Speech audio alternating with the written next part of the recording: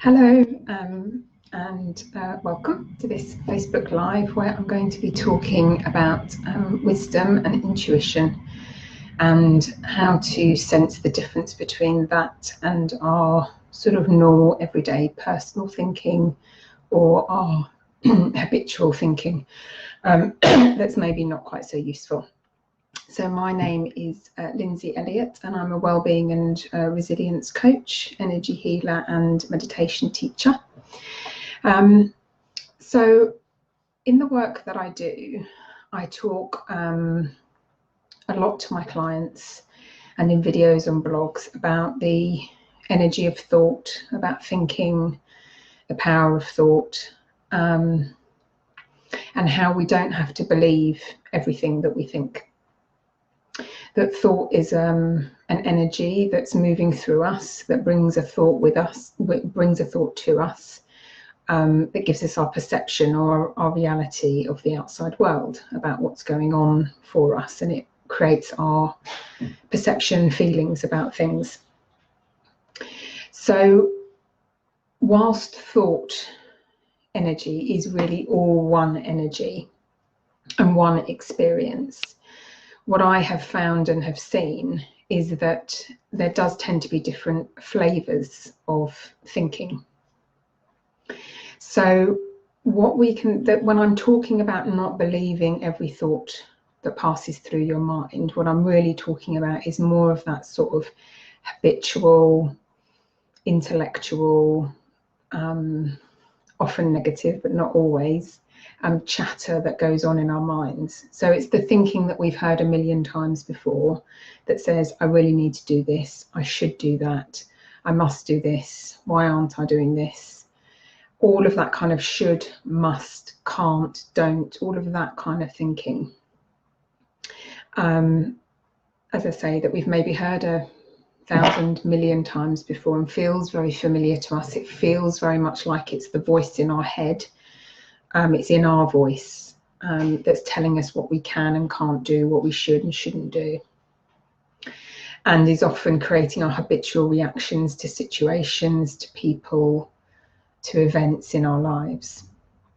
Now that kind of thinking, that flavour of thinking, I've pretty much learnt to identify, to help my clients learn to identify, and to really question whether, do I really need to believe this? Is this absolutely true? And 99.9% of the time, no, it isn't absolute truth. It's just a version of truth. So this type of thinking, that's sort of what I visualize it as, is more sort of coming from our sort of computer brain or our analytical brain, our intellectual brain. It's almost like being in a sort of processing mode. So all of that thinking where you might get, right, I've got to get up, I've got to get the kids to school, I've got to do the lunchbox, I've got to do all that kind of like repetitive thinking. And we can spend the vast majority of our day in this type of thinking, but this type of thinking doesn't really offer us anything fresh or new, because we've heard it lots and lots of times before. It's a bit like putting a record player on and playing exactly the same record. But there is another flavour of thinking that's available to us as human beings, and as I said at the beginning, it is really all one energy, but sometimes it's helpful to break it down so that we can start to discern the difference to what we need to, what's wise to listen to and what's wise to just let pass through us and ignore.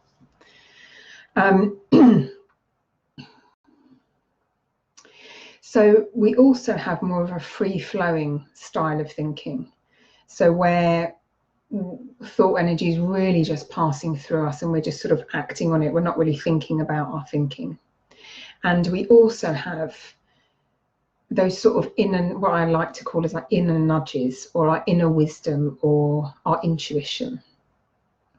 So this is something that is inbuilt within all of human beings. All of us are built with this ability to connect to our own wisdom, to what's right for us, what's true for us, and to listen to those inner nudges about the best way forward with something. Now, I find often this inner wisdom and these inner nudges don't come when I'm actually thinking about something. So if I've got a perceived problem in my life or something that needs a solution, if I go into my sort of analytical, habitual, personal thinking, I'll be chewing it over and thinking, how can I get through this? What are the solutions? What are the options? And often when we're chewing it over, nothing fresh or new comes. And it's often when it's off of our mind, we've put it on the back burner, or just when quite naturally we're involved in something else, that then our inner wisdom and our intuition can actually talk to us. So I find it's when I'm not actually thinking about the problem that actually the solution arises. And you know, typically people will say, when they're out for a run, when they're having a shower, when they're driving in their car, is when they have this sort of insight-based thinking come to them, this wisdom-based thinking, where something just pops in, you haven't heard it before, and you're like, yeah, of course, that's the solution, that's the way forward, that's what I'm missing, that's what I need to look at. And I find it's really important to be able to discern between these two sort of flavors of thinking, because it allows us the freedom to let go of the stuff that we've heard before, that we know maybe comes from a more fearful place and is just our repetitive, habitual stuff. But then it's also really important to listen to those inner nudges and that wisdom, because there's real gold in those. This is personalized information, if you like, coming from the source of everything, energy that flows through us, that's giving us personalized information about the best way forward. So I want to give you a few examples from my own life of where I have listened to that wisdom and when I haven't listened to that wisdom, and what it feels like when that wisdom comes. So when I was in my early 30s, I'd been in a long-term relationship, and we ended up getting married and subsequently also getting divorced. And he was a beautiful man, but we just weren't right for each other. And before it actually came to us getting married, I had quite a lot of inner nudges or wisdom come to me that we weren't right for each other and that we shouldn't get married. But because I wasn't really as aware then, back in my late 20s, early 30s, about the difference between listening to my wisdom and listening to my personal thinking, and probably because I was scared to acknowledge that that was what I was feeling and that was what my wisdom was telling me, I ignored that inner wisdom. And consequently, sure enough, we ended up getting divorced. So that was, for me, was a very clear example of where I ignored an inner knowing. And whilst the result at the time, going through the process, was incredibly painful, in hindsight, I learned an incredible amount about it. It created a lot of growth for me, a lot of personal growth, and led me down various different paths that I wouldn't be on now had that not have happened. So I don't regret that happening, but it was a very clear example to me where I didn't listen to that inner nudge because I was too scared to. So another example in my life where I did listen to an inner nudge, even though I was scared, was that when I met my now husband, when we first got together, he got offered a job in Australia. And I'm incredibly close to my family. I have a wonderful network of friends. And he said to me, what do you think? Shall we go and live in Australia for a while? Now, my head, my sort of habitual personality type thinking was saying, no, I can't do that. I'm too scared. I can't leave my family. I can't leave my friends. But deep within me, my intuition and my wisdom said to me, my heart said to me, you need to go. You're going to find something spiritual while you're there. And sure enough, I did. I went to Australia. I found my guru, a beautiful spiritual school called Shanti Mission, and also the form of energy healing that I'm trained in.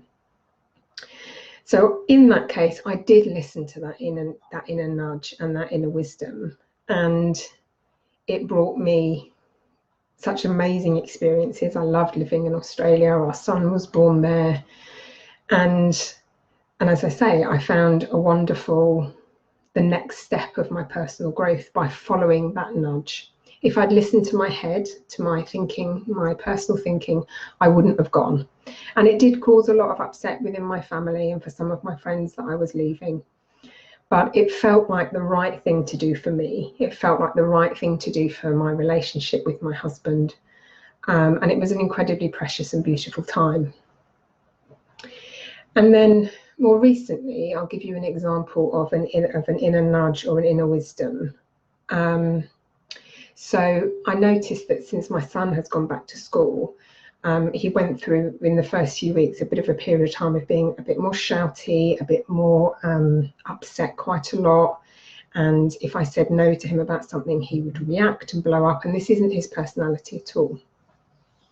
And I was a bit confused about this, thinking maybe it's just settling back into school, and had lots of thinking about it. And then an inner nudge came to me that said I had also been acting more short with him.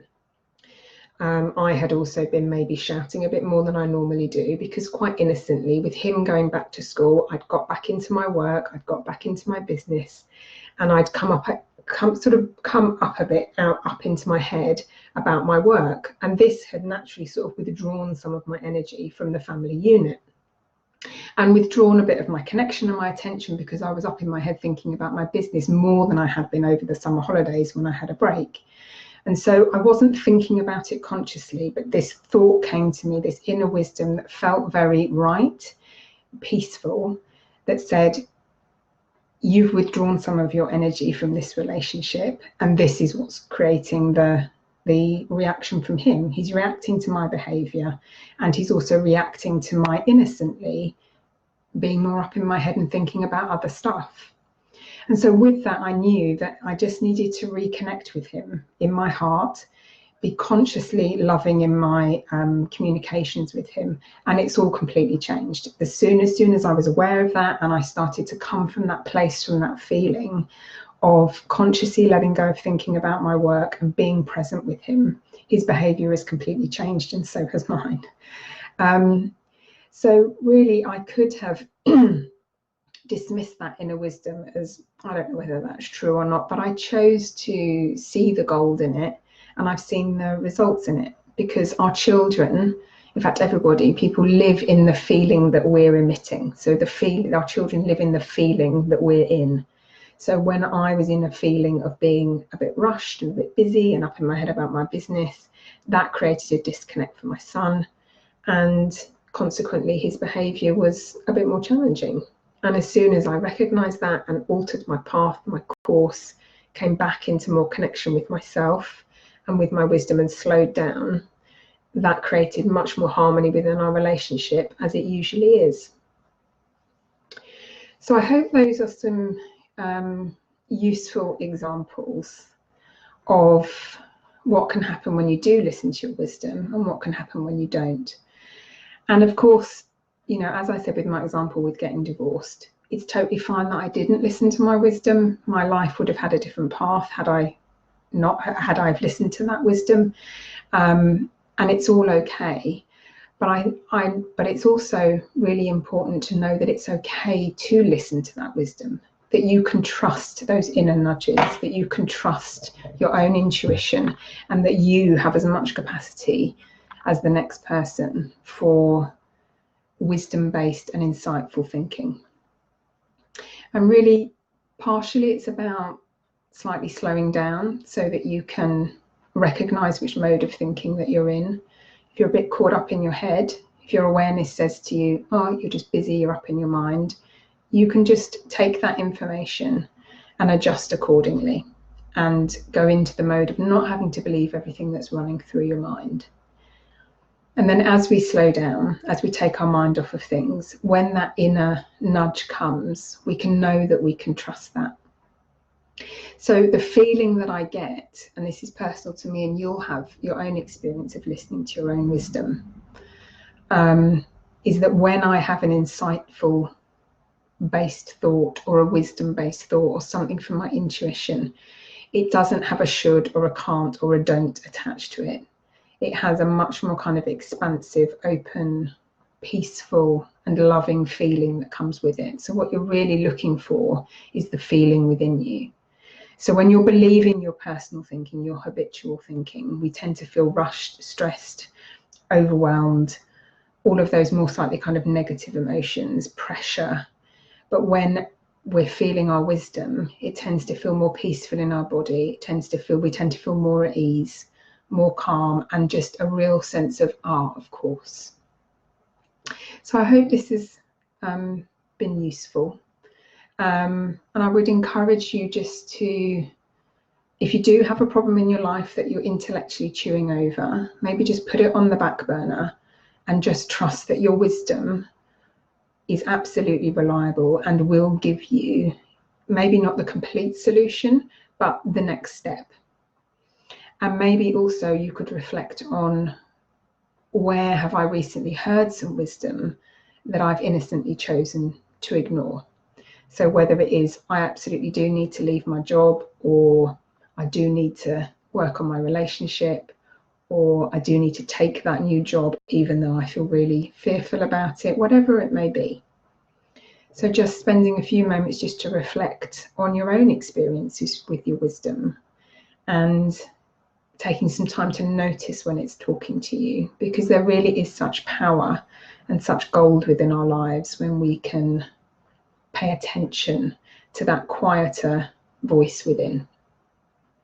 So I'll leave you with a metaphor that I have talked about before, that our more sort of habitual, personal, revved up thinking can feel like a brass band is playing, and our wisdom will feel like a flute playing in the background. So this flute is constantly playing, but when we've turned our attention towards the brass band, it's pretty loud, it's pretty noisy, and it's pretty addictive, and also pretty hard to draw your attention away from. And it's really hard to hear the flute that's quietly playing. But the more that we can see when we're focused on the brass band and not listening to the flute, the more peace we can have in our lives, the more calm, the more insight-based solutions can come to us. So I hope that's a useful visual as well for you to take away.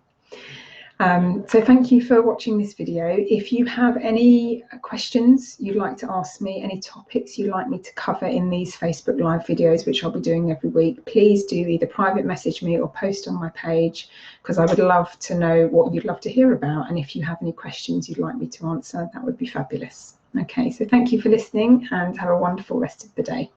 Bye.